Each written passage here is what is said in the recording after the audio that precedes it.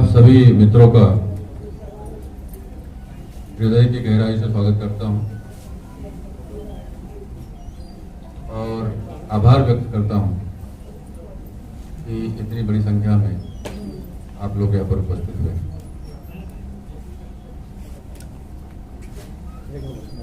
काफी समय तक मैं मध्य प्रदेश में रहा हूं। मध्य प्रदेश का कल्चर समावेशी कल्चर है, जहां लोग मिलजुल कर रहते हैं। बाय एंड लार्ज की बात कर रहा हूं।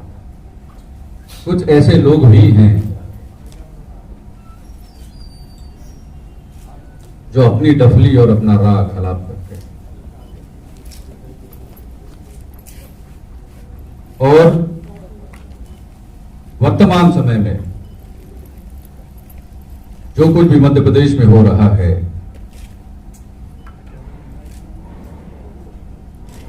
वो एक चिंता का विषय है। मैं प्रशासन में रहा हूं, मैं जानता हूं कानून क्या है, कानून के पावर्स क्या है और कानून के हाथ कितने लंबे हैं, मैं जानता हूं। लेकिन कानून का उपयोग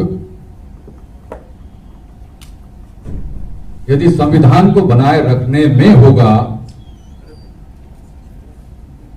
तो ही न्याय संभव है। अब 2-3 दिन पहले भोपाल लोकसभा निर्वाचन क्षेत्र की सांसद साध्वी प्रज्ञा ठाकुर जी का बयान आप सभी लोगों ने सुना होगा, देखा होगा। निराशा, बहुत निराश हूं मैं कोई राजनीतिक व्यक्ति नहीं हूं, एक पढ़ा लिखा व्यक्ति हूं। आईएएस की नौकरी की है मैंने और अपनी कैटेगरी में ऑल इंडिया 7th रैंक करके मैं मध्य प्रदेश कैडर में आया था और मैंने ये नहीं देखा कि कौन अन्याय कर रहा है और किस कुर्सी पे बैठा है। मैंने स्टैंड लिया हमेशा, वाइल इन सर्विस। अभी तो मैं सेवानिवृत्त हो गया हूं और जैसा कि मैंने कहा था, इस सेवानिवृत्ति मेरे लिए गुलामी से मुक्ति है। अब मुक्त हूं, अब किसी का भी नाम ले सकता हूं जो अन्याय करेगा। और साध्वी, ये शब्द क्या है? साध्वी, साध्वी का मतलब है साधना। मेरे हिसाब से साधना करके साधना, लोगों का प्यार साधना, लोगों को जोड़ने की शक्ति साधना और न्याय करने की प्रक्रिया को साधना। साध्वी जी, आप स्वयं कानून बनाने वाली हो और इस लोकसभा निर्वाचन क्षेत्र का वोटर के रूप में मैं वोटर हूं, मैं आपकी भर्त्सना करता हूं। आपको कोई अधिकार नहीं है इस पद पर रहने का। और जिस पार्टी ने साध्वी प्रज्ञा जैसे व्यक्ति को अपना प्रत्याशी बना करके उनको चुन करके भेजा पार्लियामेंट में, उस पार्टी को सोचना चाहिए। मैं पॉलिटिकल व्यक्ति नहीं हूं, मैं शिवराज जी की जो प्रतिष्ठा है और उनका जो सम्मान है उसका मुझे ध्यान है। बड़े संवेदनशील मुख्यमंत्री है मैंने उनके अंडर में काम किया है, मुझे मालूम है उनको भी निराशा हुई होगी, लेकिन वो बोल नहीं सकते। क्यों नहीं बोल सकते भाई? आपने अभी तक के साध्वी प्रज्ञा के खिलाफ में एट्रोसिटी का केस क्यों नहीं रजिस्टर कराया? आखिर कानून क्या कहता है कि जातिवाचक शब्द से अगर कोई आप अपमान करेंगे एससी एसटी के किसी मेंबर का तो आप अपराधी हो। यह अपराध है। क्या कहा साध्वी जी ने? ब्राह्मण को ब्राह्मण कहलाने में कोई प्रॉब्लम नहीं है, आपत्ति नहीं है। क्षत्रिय को क्षत्रिय कहलाने में कोई आपत्ति नहीं है, वैश्य को वैश्य कहलाने में कोई आपत्ति नहीं है, तो शूद्र को शूद्र कहलाने में आपत्ति क्यों है? बोले ना समझी है इनकी शूद्रों की। डॉक्टर बाबा साहब अम्बेडकर ने एक किताब लिखी थी, who were the Shudras, who were the Shudras. आप पढ़िए किताब। आप साध्वी है ना, आप तो कर्मकांड में मग्न है। आप चाहती कि लोग आपके सामने झुके, अरे हम क्यों झुकेंगे? मध्य प्रदेश के दलित आपके सामने क्यों झुकेंगे? और मध्य प्रदेश के दलित आदिवासी आपके कहने से क्यों चलेंगे? संविधान है कि मनुस्मृति है? ये माननीय शिवराज जी आपको देखना पड़ेगा। और माननीय नरेंद्र मोदी जी, आप प्रधानमंत्री है, बड़ी इज्जत करता हूं मैं आपकी। मैं आपका वोटर नहीं, I don't vote for BJP, clearly बोलता हूं मैं, लेकिन मैं आपकी इज्जत करता हूं। क्यों? आप प्रधानमंत्री हैं और आपने एक काम अच्छा किया था। कौन सा? एक 2-4 साल पहले आपने पार्लियामेंट का 3 दिन का सेशन आयोजित किया था, सेशन, और बाबा साहब को श्रद्धांजलि देने के लिए। बाबा साहब ने संविधान लिखा, आपने बहुत अच्छा भाषण दिया था मोदी जी। मेरी आंखों में आंसू थे। मैं कोई नकली व्यक्ति नहीं हूं, मैं जो बात है वो बता रहा हूं।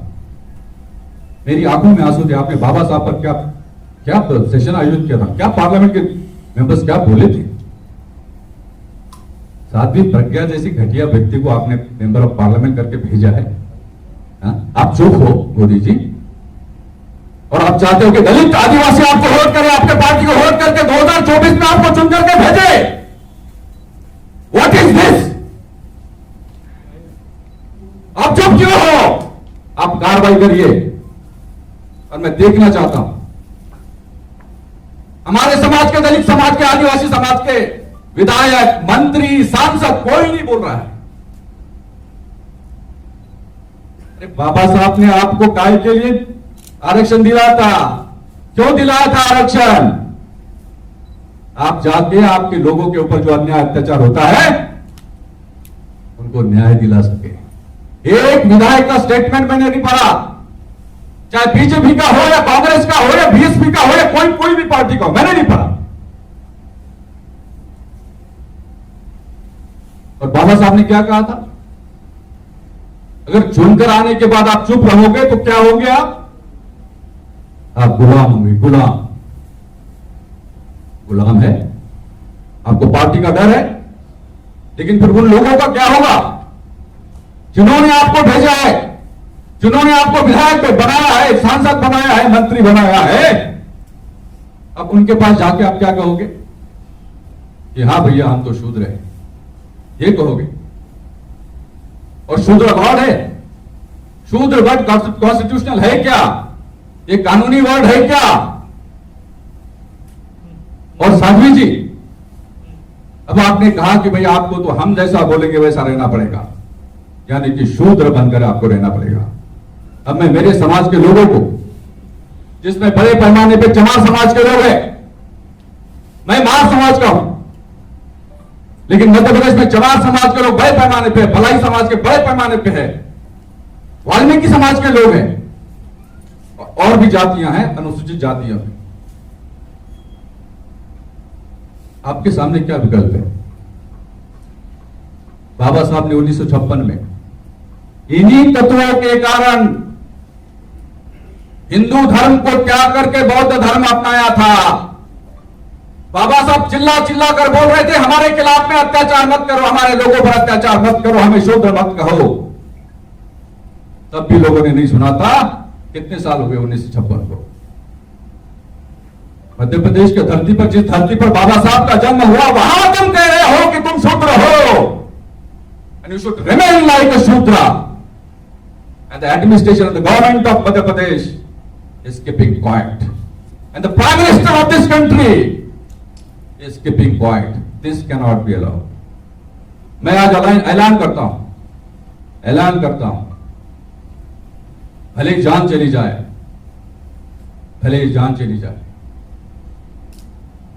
लेकिन आप लोगों को बाबा साहब के संविधान के साथ में खिलवाड़ करने की अनुमति हम नहीं मिलने देंगे। और मैं तो कहता हूं कि मेरी जेब में अगर 1 रुपया भी है तो मेरा नहीं, वो बाबा साहब का रुपया है। चाहे हमारे समाज का चपरासी हो या राष्ट्रपति हो, राष्ट्रपति रामनाथ कोविंद जी दलित समाज के राष्ट्रपति, आप भी शूद्र है। ये कह रही है आपकी सांसद, कह रही है आप शूद्र हो और आप रहो शूद्र जैसे। माननीय राष्ट्रपति जी, बड़ी आशा थी आपसे, आपने प्रधानमंत्री जी को बुलाना चाहिए था और बोलना चाहिए प्रधानमंत्री जी को कि अपने सांसद के खिलाफ कार्रवाई करो। आपने भी नहीं बोला। हम कहां जाएंगे, कहां जाएंगे? अगर इस धर्म में रह के हमको पशुतुल्य माना जाता है तो इस धर्म में रहने का फायदा क्या है? मैं तो बुद्धिस्ट हूं, मेरे बाप दादाओं ने हिंदू धर्म त्याग करके बौद्ध धर्म अपनाया था, लेकिन मध्य प्रदेश में बड़े पैमाने पर ये लोग हिंदू धर्म में आज भी है, हमारे लोग हैं। अब उनके सामने विकल्प क्या है? अगर आपको शूद्र जैसे मतलब रखा जाएगा तो आपके सामने अभी विकल्प क्या है? बाबा साहब की तरफ देखो आप। बाबा साहब ने क्या कहा था? जो लोग अपना इतिहास नहीं जानते वो कभी इतिहास नहीं बना सकते। Those who do not know the history can never create history। और आज इतिहास बनाने की बारी आई है दोस्तों। मैं मेरे समाज के लोगों को कह रहा हूं, दलित समाज के लोगों को कह रहा हूं, मेरा हाथ जोड़ के आपसे निवेदन है, आपके बच्चे आज बड़े बड़े पदों पे गए, कोई अधिकारी है, कोई विधायक है, कोई मंत्री है, कोई सांसद है, बड़े बड़े पदों पे, लेकिन आज भी आप कर्मकांड में मग्न हो। कर्मकांड में आप पूरा पैसा लगा देते हो, मंदिरों में जाके चढ़ावा चढ़ा देते हो, लेकिन आपके बच्चों को आप लाइब्रेरी में नहीं भेजते हो, उसको पढ़ाने के लिए आप पैसा खर्च नहीं करते हो। इसके कारण, और जब तक पढ़ोगे नहीं तब तक बढ़ोगे नहीं। और आपको यह जानकारी होनी चाहिए कि अगर बाबा साहब का रास्ता आपने छोड़ दिया तो आने वाला समय बहुत कठिन है। फिर तो यह आरक्षण नहीं रहेगा, यह पॉलिटिकल स्टेटमेंट नहीं है, प्लीज डोंट मिसअंडरस्टैंड मी। ना आपके पास में आरक्षण रहेगा, ना आपकी नौकरी रहेगी, ना आपको अधिकार रहेगा। यहां पे मनुस्मृति का राज आएगा, जैसा साध्वी जी कह रही है कि ब्राह्मण क्षत्रिय वैश्य शूद्र ये व्यवस्था यहां पे लागू होना चाहिए। और जो लोग इसको नहीं मानेंगे उन लोगों को ये लोग देख लेंगे। क्या ऐसा होगा? हाँ, हो सकता है, क्यों नहीं हो सकता? आने वाला चुनाव है 2024 में। मेरा राजनीति से कोई मतलब नहीं, मैं कभी नहीं राजनीति में जाऊंगा, लेकिन मेरी नजर है, मैं पढ़ा लिखा व्यक्ति हूं। अगर 2024 में ये लोग आ गए फिर से, आप देख लेना दोस्तों, गुलाम हो जाओगे। हम लोग कौन है? मैं आपकी जानकारी के लिए बताता हूं कौन है हम लोग। नागवंशी। नागवंशी नागवंशी कौन थे? सम्राट अशोक, सम्राट चंद्रगुप्त मौर्य, ये राजा थे, शासक समाज थी ये। और आपने क्या बना दिया? शूद्र। चलो बैठो नीचे। अगर साध्वी जी कुर्सी पे बैठेंगे तो आपको नीचे बैठना पड़ेगा। मीडिया वालों को सब मालूम है, हमारे दोस्त लोग बैठे हैं। मैं मेरे हाई कास्ट में बहुत दोस्त है, ब्राह्मण है, क्षत्रिय, वैश्य, बहुत बहुत दोस्त है मेरे। हम मिलजुल के रहते हैं, एक दूसरे का रिस्पेक्ट करते हैं। ये व्यवस्था क्यों नहीं लागू होती भाई? आपको क्यों चाहिए कि हम नीचे ही बैठे? अगर मुझ में अकल है, मैं अगर 2 बार कह सकता हूं, मैं अंग्रेजी बोल सकता हूं, मैं आईएएस की बड़ी परीक्षा पास करके आता हूं, तो मैं आपके जैसा हूं। क्यों आप मुझे शूद्र कह रहे हो? और क्यों आपको इसमें आनंद आता है कहने में शूद्र? बड़ा चिंता का विषय है। हम देख रहे हैं कि सरकार क्या करेगी। अब कुछ लोगों ने साध्वी के खिलाफ में एट्रोसिटी एक्ट के अंतर्गत अपराध पंजीबद्ध करने के लिए आवेदन दिए हैं। हम इसका इंतजार करेंगे। मुझे मालूम है सरकार कुछ नहीं करेगी। सर पार्टी तो चुप है, तो फिर आप लोग क्या करेंगे सर? कौन? सर पार्टी चुप है, बीजेपी चुप है, हाँ, पार्टी की तरफ से कोई बोल नहीं रहा है, तो फिर आप क्या करेंगे? नहीं, मैं भी तो कह रहा हूँ, आप रुको तो, थोड़ा सब्र करो, सब्र करो, सब्र करो। हम देखेंगे कि ये लोग इनके ऊपर क्या कार्रवाई करते हैं। अगर कार्रवाई नहीं करेंगे तो मैं तो बोला हूं ना, मैं बोला हूं, मैं खुद भी जान देने के लिए तैयार हूं, मैं नेतृत्व करूंगा। मैं सामाजिक आंदोलन की बात कर रहा हूं। इस देश में केवल बदलाव और सामाजिक क्रांति से आ सकता है, रक्तहीन अहिंसक क्रांति। उनको मारने दो आपको, लेकिन आप केवल संख्या में इकट्ठा हो जाओ, बस इतना ही है। उनको पत्थर मारने दो, आप चुप रहो, आप मर जाओ, लेकिन बाबा साहब का रास्ता मत छोड़ो, ये मैं कह रहा हूं। लेकिन आपकी संख्या देखनी चाहिए, आपका जो बल है आपके विचारों के माध्यम से दिखना चाहिए कि हमें यह स्वीकार नहीं है, आपकी संस्कृति हमको स्वीकार नहीं है, यह कर्मकांड स्वीकार नहीं है, साध्वी स्वीकार नहीं है, और आपकी मनुस्मृति की व्यवस्था हमको स्वीकार नहीं है। हम देखेंगे, और इसके बाद में न केवल ये मध्य प्रदेश में, क्योंकि हमें मालूम है खतरा क्या है। हम तो चाहते हैं चाहे कोई भी शासक बने, हमें कोई मतलब नहीं है, किसी भी पार्टी का राज आए, लेकिन राज संविधान का होना चाहिए। आज शिवराज सिंह चौहान मैं उनको पसंद करता हूं, वो बीजेपी के हैं, मैंने जैसा कहा कि वो संवेदनशील है, लेकिन संविधान को बरकरार रखने में अगर उन्होंने कोताही दिखाई और साध्वी के खिलाफ में कोई कार्रवाई नहीं हुई, तो फिर हमको सोचना पड़ेगा। क्योंकि रमेश थेटे के खिलाफ, एक मिनट साहब, मुझे लेट पे फिनिश है ना, क्योंकि रमेश थेटे के खिलाफ है तो आप कितने भी केसेस करके, झूठे मूठे कुछ भी करके उसको जेल डाल सकते हो, लेकिन साध्वी जैसी व्यक्ति जो कि ठाकुर है, हाई कास्ट है, अपने आप को मानती हो, अगर वो कुछ भी कहेंगे, कोई भी अपराध करे तो उसको छुट्टा छोड़ दो, उनको स्कॉट फ्री, कोई कार्रवाई उनके खिलाफ में नहीं होगी। ये व्यवस्था है। मेरा निवेदन है, मेरा निवेदन है, हाथ जोड़ के निवेदन, दोनों सरकारों से, मध्य प्रदेश की सरकार, भारत सरकार, माननीय प्रधानमंत्री जी, माननीय मुख्यमंत्री जी, साध्वी के खिलाफ में कार्रवाई होना चाहिए, उनको छोड़ो मत आप। इनका बड़ बोलापन जो है, कोई भी विषय में कुछ भी बोल देती है, ये बंद तभी होगा जब इनके खिलाफ में कार्रवाई होगी, नहीं तो ये बंद नहीं करेंगे। ये कुछ ना कुछ बोल के हमको नीचा दिखाने की हमेशा कोशिश करेगी, तो ये बंद होना चाहिए। इतनी मेरी मांग है। अगर आपके कोई सवाल हो तो मैं उसका जवाब दूंगा।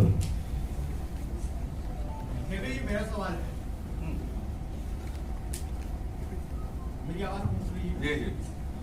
मेरा ये कहना है कि आपको दिक्कत साध्वी के बयान से है कि भारतीय जनता पार्टी के राष्ट्रपति, प्रधानमंत्री और मुख्यमंत्री से है?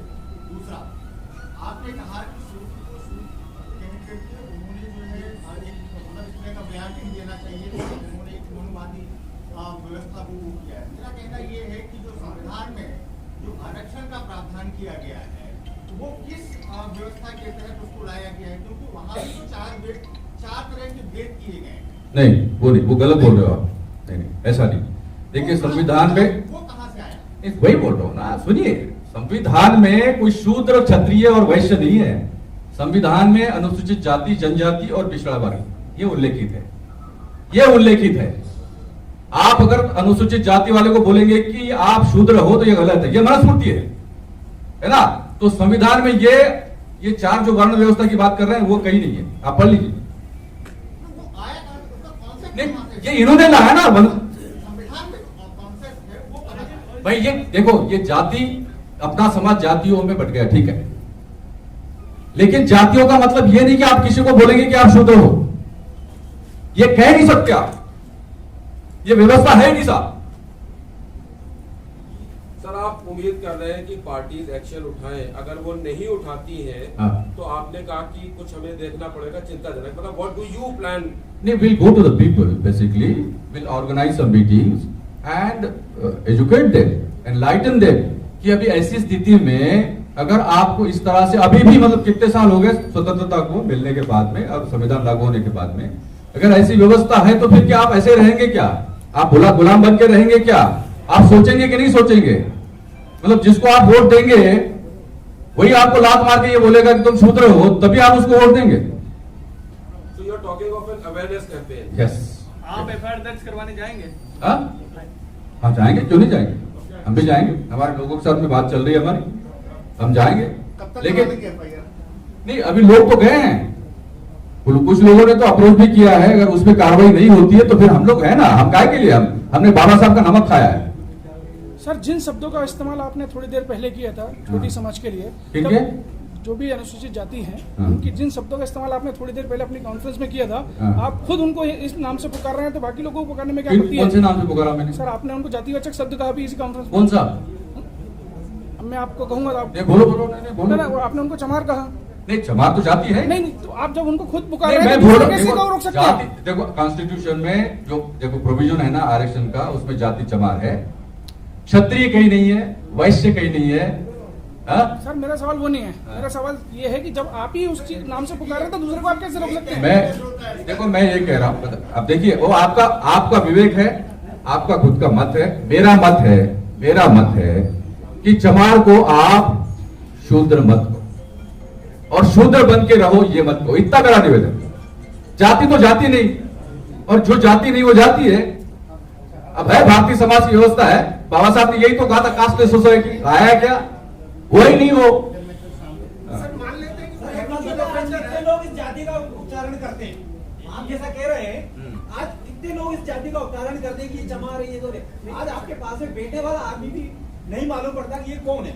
फिर आप कैसे कह मैं रहे हैं? यही तो कह रहा हूं कि जो कानून बनाने वाला व्यक्ति है, अगर वो, सुनिए, मेरा ऑब्जेक्शन साध्वी जी के बयान से, मेरा ऑब्जेक्शन साध्वी जी के बयान से है।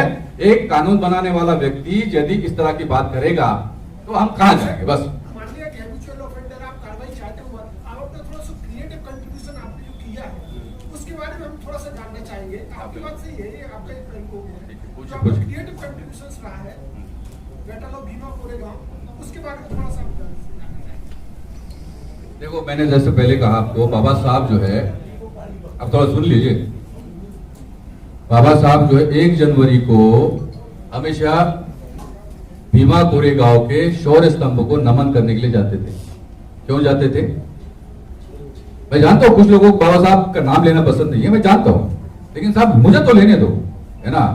डॉक्टर बाबा साहब अम्बेडकर वहां पे जाते थे और नमन करते थे, और ये कहते थे अपने लोगों से कि जो लोग अपना इतिहास नहीं जानते वो कभी इतिहास नहीं बना सकते। वो शौर्य स्तंभ को नमन करते थे, और उसपे जिन लोगों के नाम है ना, आप नाम देखिए, वो महारों के नाम है, महार। और क्या हुआ था 1 जनवरी 1818 को? 500 महारों ने पेशवा बाजीराव दूसरा की 28,000 की सेना को हराया था।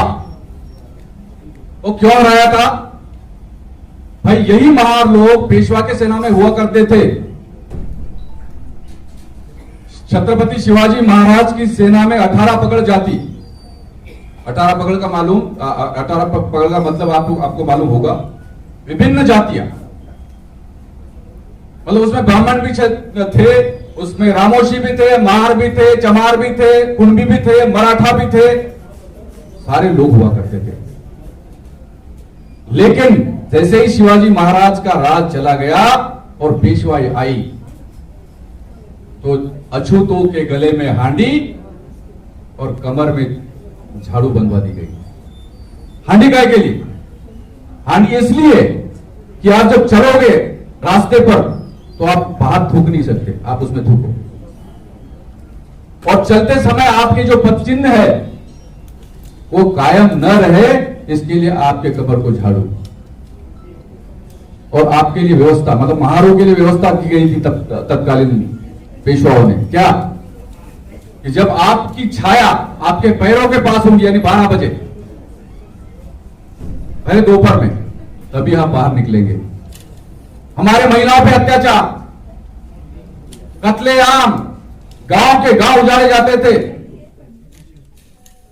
और कोई अधिकार नहीं थे। मिन्नतें की, निवेदन किया कि हमारे साथ ऐसा मत करो, हम भी इंसान हैं। यही महार लोग बड़ी बड़ी लड़ाइयां जिता दी, लेकिन नाम दूसरों का, काम हमारा। ये चलता रहा, ये समझ नहीं रहे थे। फिर अल्टीमेटली जब अंग्रेज ईस्ट इंडिया कंपनी की फौज आई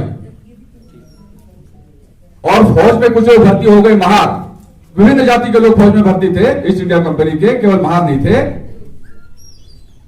और जब इनको कहा गया कि भाई तुम्हारा शत्रु कौन है जो तुम्हें दबाता है, साध्वी जी जैसा दबाता है, शूद्र अछूत, अगर उसको हराना है तो तुम्हें आगे आना पड़ेगा। तब 500 महार आगे आए और क्या जंग हुई साहब।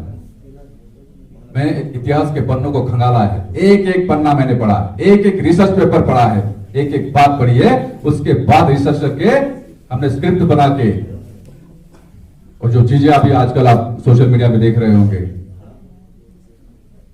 इस देश का दलित समाज, वंचित समाज इतना गौरवान्वित महसूस कर रहा है इस फिल्म के आने से। परसों मैंने मुंबई पे प्रेस कॉन्फ्रेंस किया था, मैंने फर्स्ट लुक लॉन्च किया था।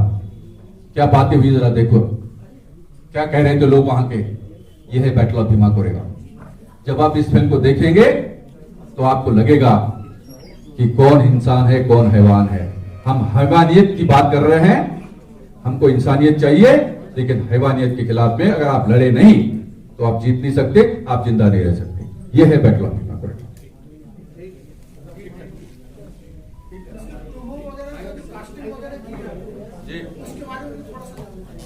कास्टिंग अर्जुन रामपाल मुख्य हीरो हैं, लीड है। दिगांगना सूर्यवंशी इसकी हीरोइन है।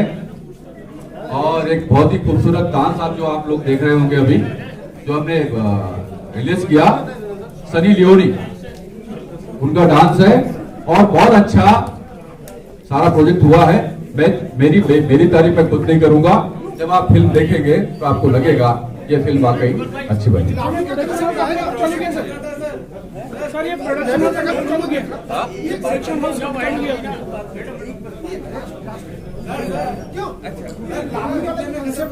हाँ वो बड़ा अच्छा लग रहा है मुझे। प्रमोद देखो, पेशवा का दरबार है, पेशवा के दरबार में नृत्य संगीत और ये सब अय्याशी होती थी और इनको नृत्य पसंद हुआ करता था। तो पेशवा के दरबार में डांस, ये लावणी का डांस है, महाराष्ट्रियन डांस है ये लावणी, और इस तरह से इसको फिल्माया गया। देखिए मकसद मैं ये कह रहा हूँ, मकसद मेरा एक ही है, मकसद मेरा एक ही है, संविधान का राज होना चाहिए। कानून तोड़ने वाला व्यक्ति चाहे कोई भी हो, उसके खिलाफ में कार्रवाई होना चाहिए। और इस समाज में समतामूलक समाज की स्थापना होनी चाहिए, सबके साथ समान व्यवहार होना चाहिए, बस इतना मेरा कहना है। साध्वी जी के बयान पर आपका विरोध है, शूद्र कहा था जिसको लेकर दलित समाज, हमारा घोर विरोध है, वो उनको शोभा नहीं देता। सर मामला क्या था वो बताइए कुछ। नहीं, उन्होंने देखिए, मैंने उनका वीडियो देखा, वो कह रही ना कि ब्राह्मण को ब्राह्मण कहलाने में प्रॉब्लम नहीं है, क्षत्रिय को प्रॉब्लम नहीं है, वैश्य को प्रॉब्लम नहीं, शूद्रों को क्यों प्रॉब्लम है? मतलब क्या, ये तीनों, मतलब शूद्रों को तो केवल ये 3 जातियों के लिए सेवा करने के लिए रखा है, मनुस्मृति ने यही कहा है, तो हमें स्वीकार नहीं है। आगे क्या चाहते हैं आप, क्या कार्रवाई होनी चाहिए और आप क्या आगे एक्शन की तैयारी? मैं ये चाह रहा हूँ, माननीय मुख्यमंत्री जी ने सबसे पहले एक FIR रजिस्टर करने का आदेश देना चाहिए, उनके खिलाफ में अपराध पंजीबद्ध होना चाहिए, एट्रोसिटी एक्ट के अंतर्गत पंजीबद्ध होना चाहिए। नंबर 2, पार्टी उनके खिलाफ में कार्रवाई करे, उनको निष्कासित करे। पार्टी का इंतजार क्यों कर रहे हैं आप लोग, खुद करवाएं। नहीं भाई, हमारे हाथ में थोड़ी है, वो तो पार्टी कार्रवाई करेगी। हम तो चाहते कि बीजेपी, देखिए जब प्रधानमंत्री जी बाबा साहब का सम्मान करते हैं और बाबा साहब के विचारों के खिलाफ में उनका ही सांसद कोई बयान देता है तो फिर कार्रवाई नहीं होनी चाहिए। ये दोनों चीजें अगर नहीं हुई ना, FIR ना पार्टी से निकाला, तो फिर आगे क्या प्लान? मैं आगे यही बोल रहा हूँ, हम हमारे लोगों के पास में जाएंगे कि आपके पास में विकल्प क्या है। सामाजिक तौर पे बोल रहा हूँ मैं राजनीति की बात नहीं कर रहा हूँ। सामाजिक तौर पे अगर आपको ऐसे ही किया जाए, बाबा साहब के जाने के बाद में भी अगर वही चीज है, तो फिर क्या आप चुप रहेंगे? क्या आपको सोचना पड़ेगा आपको क्या करना है। तो मैं तो ये कह रहा हूँ, चलो बुद्ध की ओर। अगर आपको यहाँ पे न्याय नहीं मिल रहा, सम्मान नहीं मिल रहा, तो चलो बुद्ध की ओर। हमारे लोगों को बुद्ध की ओर की बात करनी चाहिए। और बुद्ध ही भवतु शब्द मंगलम, अत्तदीप भव बुद्ध का संदेश है। और मध्य प्रदेश के हमारे लोगों को इस बात पे गौर करना चाहिए, चलो बुद्ध की ओर। यही रास्ता है, यही आपको बचाएगा, यही आपको सम्मान दिलाएगा।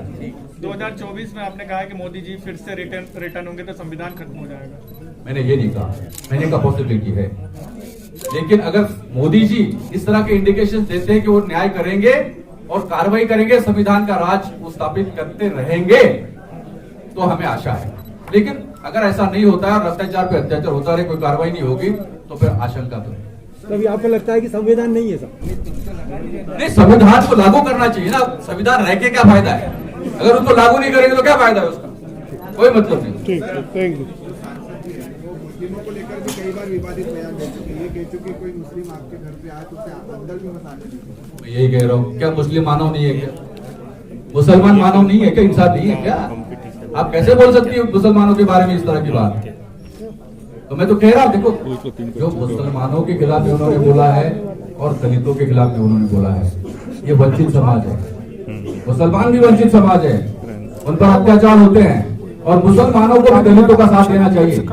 अगर ऐसी बात होती है, किसी सामाजिक क्रांति की बात होती है, तो मुसलमानों को दलितों के साथ में आना पड़ेगा। और अगर आएंगे तो फिर सरकार सोचेगी। आखिर प्रजातंत्र में संख्या का बल होता है, वो बल दिखना चाहिए। Thank you very much.